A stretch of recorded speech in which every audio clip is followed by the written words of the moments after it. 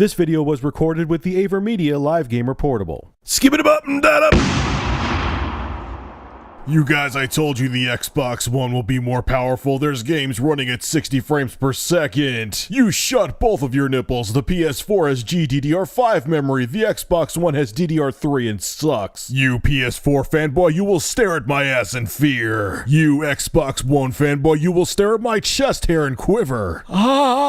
Stop! All over YouTube, you have fanboys on both sides taking these Digital Foundry articles as Bible when it comes to resolution and frame rates. But before I start preaching, I went through both Digital Foundry articles and wrote down what each game for each console is running at. For the PS4 and Xbox One, I made cliff notes. So I'm going to get into those, tell you what the games are running at, and then I'll give you my 2 cents on it after I'm done with that. Alright kids, you ready? So we're going to start with the PlayStation 4. These are the games that Digital Foundry saw at E3 2013, and they analyzed them and did all their magic, and these are the results they came back with. You ready? Okay, number 1, Killzone Shadowfall was running at, they had that jungle level. They said the game was running at 25 to 30 frames per second in 1080p native resolution. Destiny was locked at 30 frames per second. Drive Club, this one's kind of disappointing, was running at only 30 frames per second at 1080p, and they said the textures look very current gen, 7th generation console, and flat. Need for Speed Rivals was running at 30 frames per second, but that was running on a PC, not on the PlayStation hardware. Knack was running at 1080p. They said the textures look muddy and blurry, and it was running at 30 frames per second with dramatic frame rate drops. Infamous Second Son, this was kind of like the golden child there. 1080p, 30 frames per second. They said the game looks gorgeous and looks to be running at double the frame rate, even though they said it's only 30 frames per second. Assassin's Creed 4, Black Flag. The multiplayer people said, they couldn't confirm it, they said it was running at 60 frames per second. The single player was running at 30 frames per second though, but they said it ran smooth, and they said it looked like it could be 1080p. It didn't have the same issues that it had when they were in the Sony press conferences going on. I remember the game locked up and froze and all that. Didn't do that on the show floor. Thief, this is a pre-alpha build, so it's as early can be. It's running at 30 frames per second. They said the frame rate's very unsteady, and they said it doesn't look all that great. In transitions, it gets very choppy. So those are the PlayStation 4 games they saw. Now let's go on to the Xbox One. Forza Motorsport 5. They actually saw that it was running on an Xbox One. It wasn't running, the whole controversy. There was PCs for the E3 2013, the Xbox One booths. There was all PCs.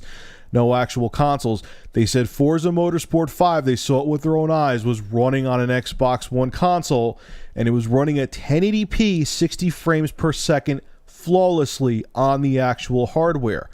Rise Son of Rome was 1080p, 30 frames per second, but it did chug from time to time and drop below 30 frames per second.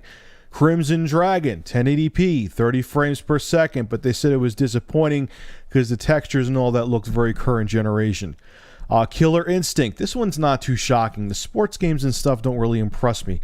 But 1080p, 60 frames per second, like I wrote in my notes here, it's a fighting game. Fighting games on current gen consoles are usually in HD resolutions running at 60 frames per second.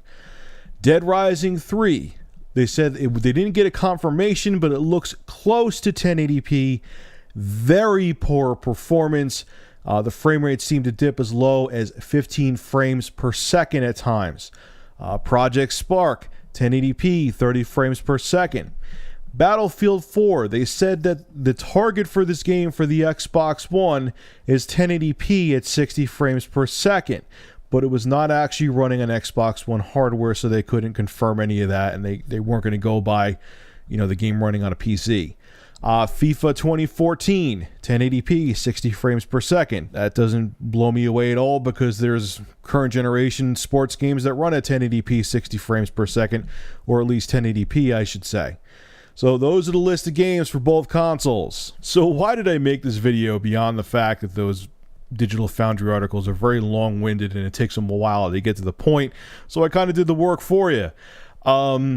there has been a ton of videos on YouTube I've seen of people saying, see, I told you the Xbox One, that's going to be the lead platform. There's games running at 60 frames per second, and all that extra horsepower with the PS4 is going to be useless, and so on and so forth. Now, before everyone says I'm a fanboy, if the shoe is on the other foot and there were games running on the PS4 at 60 frames per second and there wasn't any on the Xbox One, I would still say the same damn thing that I'm going to say right now.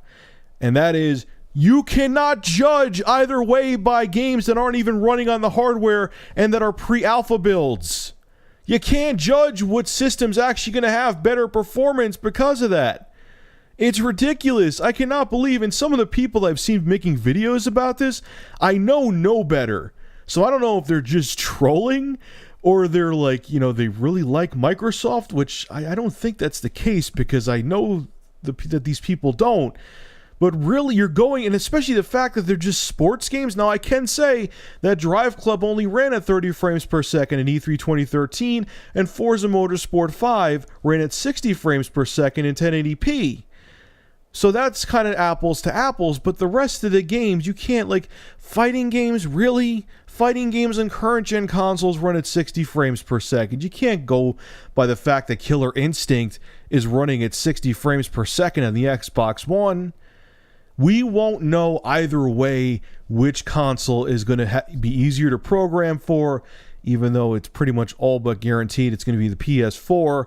We're not going to know real-world performance is what the bottom line is until we actually have the hardware in our homes. You can't go by pre-alpha builds and games running on dev kits to let you know what system's going to be superior. It's ridiculous. You just come on, really? I know you guys are smarter than that. I'm not really talking to my subs. I'm talking to people who are fighting about this on YouTube. Why is this even an issue now? A year from now, when the console's been out for a few months, even then, I would say it's a little bit too early, but yeah, then fine. You want to fight if there's a multi-plat game and it's running at 2 frames per second on the PS4 and 60 frames per second on the Xbox One, have at it. But right now, this means nothing. You can't judge the console's performance from these numbers from Digital Foundry. You can't do it. And don't tell me that you can. And let the war in the comments section begin. Anyway, folks, make sure to rate, comment, favorite, and subscribe. And if you have an interesting news story you would like me to discuss, private message me with a link via YouTube. And if I use your news article, I will give you a shout out in the video and feature your YouTube channel in the description. Have a good one.